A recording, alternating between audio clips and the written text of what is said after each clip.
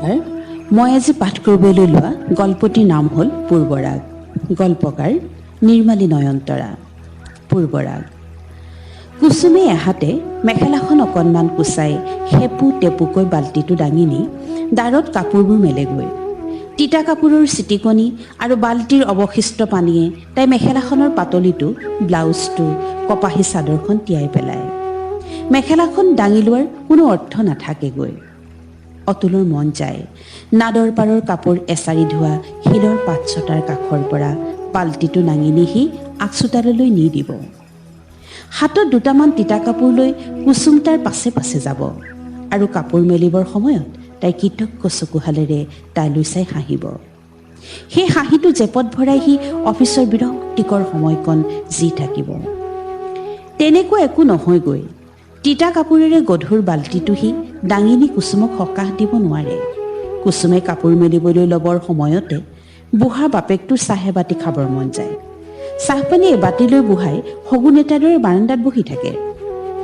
কুসুমে কেকু জেকুকৈ এবাল্টি কাপোৰ নি আগচোতালৰ দাৰত মেলাৰ দৃশ্যটো অতুলে অসহায় চকুৰে চাই থাকে।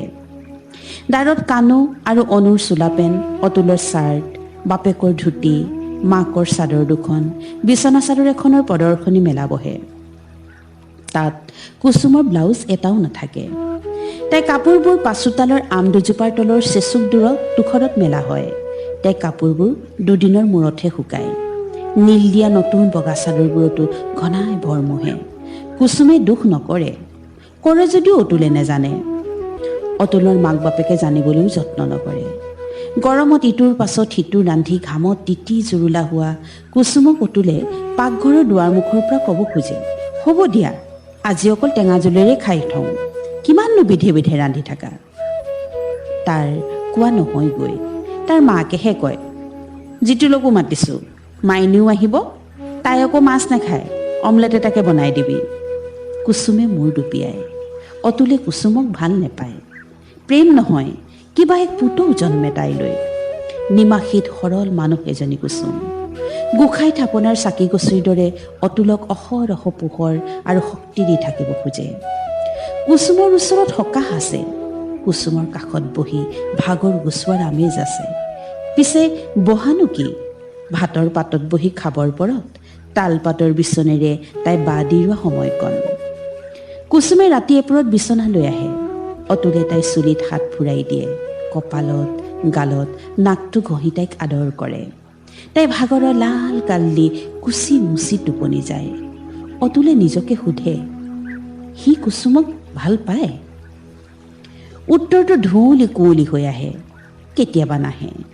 মনটোৱে কয়, ভালটো সি জবাকহে পায়।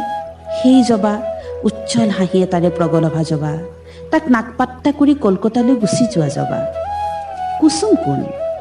অতুলে নিজৰ বুকুখন বুহাৰে। তাৰ বুকুত কুসুমলৈ ঠাই নাই। কুসুমৰ বুকুত অতুলৰ বাদে আন কাৰো ঠাই নাই।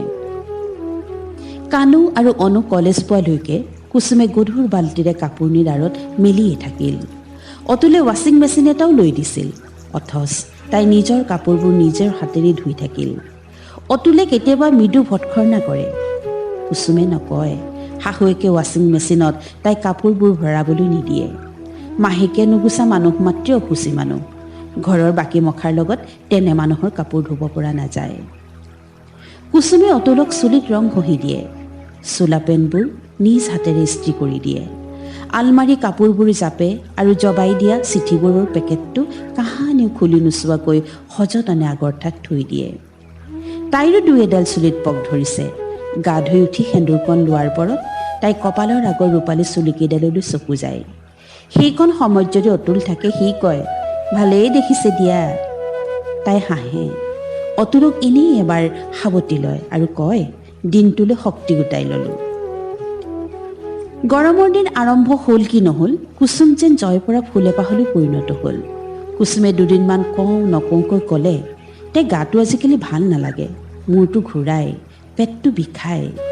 কাণু আৰু অনুক এবাৰ চাবলৈ মন যোৱাৰ কথা কয়। সিহঁতৰ ফাইনেল পৰীক্ষা পাইছে। অতুলে কয়, আহিবই ৰ'বা, অলপ দিন ৰোৱা। কুসুম এদিন ঢলি পৰিল। তাৰ পাছত ডাক্তৰ, পৰীক্ষা নিৰীক্ষা, হস্পিটাল আৰু কাহানিও নুশুনা শব্দৰ ঔষধৰ দীঘলীয়া বাট এটাৰে যাবলৈ লওঁতেই তাই হঠাৎ এদিন ৰৈ দিলে। অতুলৰ আগৰ ৰূপালী চুলিৰে উকা সেউতাৰে বগা পুৰণি পাতৰ সাজযোৰ পিন্ধি কুচুম ৰৈ থাকিল। অতুলক কোনোবাই ক'লে, শিৰত সেন্দুৰকণ দি দে। অতুলে কুচুমলৈ চালে। তাই ৰৈ আছে। তাই উৰেইটো জীৱন কিজানি ৰৈয়ে আছিলে। অতুলে কাহানিও তাইক নক'লে, চাহকাপ আজি তুমিও মোৰ লগতে খোৱা, অনুক হোষ্টেলত থ'বলৈ নহ'লে তুমিও ওলোৱা, গুলপীয়া কাপোৰযোৰ পিন্ধা, বাতিটোত ৰৈ যোৱা ৰংকণ তোমাক ঘঁহি দিওঁ দিয়া। অতুলে নক'লে। কওঁ বুলি নোকোৱাকৈ থকা নহয় কথাবোৰ, তাৰ মনলৈ নাহিলেই আচলতে।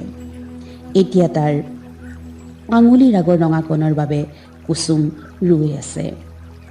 অতুল আঁঠু কাষি বহি কুচুমৰ হালধি বোলোৱা মুখখনত দুই এডাল চুলি লিপিত খাই আছিল। সি সেইকেইডাল সাৱধানেৰে তাই কাণৰ কাষলৈ নি আঁত লগাই থলে।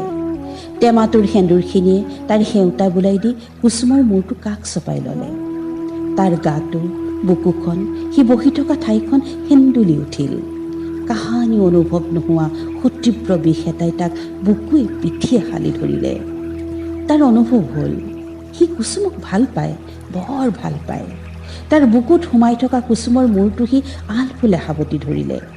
কুচুমৰ শিৰৰ এখিনি ৰঙাৰে তাৰ বাওঁগাল ৰঙা হৈ পৰিল। সি বিৰবিৰালে, ময়ো তোমাক ভাল পাওঁ কুচুম, বৰ ভাল পাওঁ, বৰ ভাল পাওঁ। ধন্যবাদ।